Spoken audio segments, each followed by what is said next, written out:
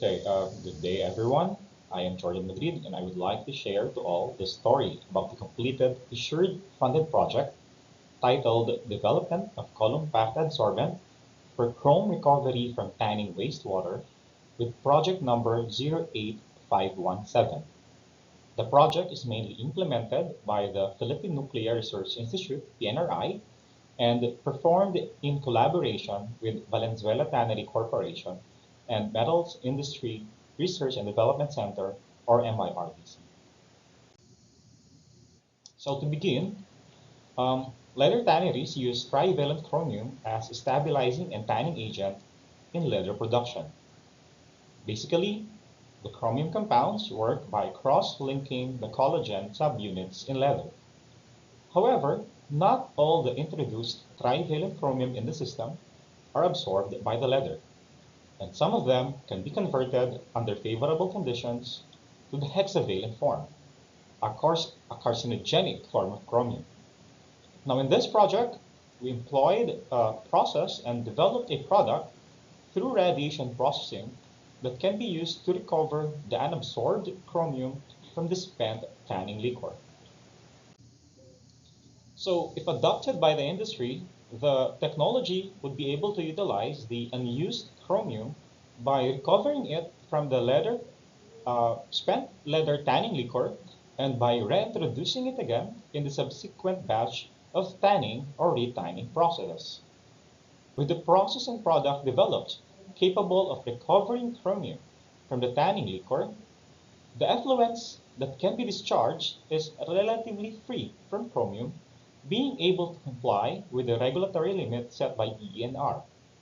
Moreover, it has been mentioned by our collaborator VTC that too much chromium in the wastewater could impede the biological treatment process in the treatment system. As such, recovering the chromium from the spent tanning liquor offers advantages at various facets.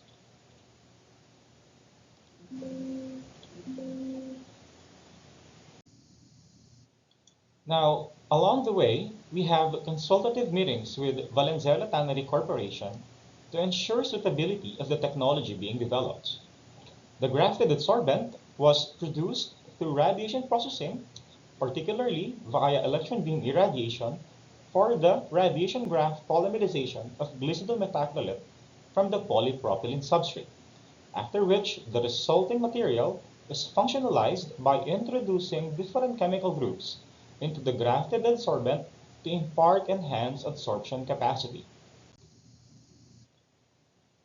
Through several tests, the adsorbent with ethylene diamine group was found to be the most selective adsorbent for chromium.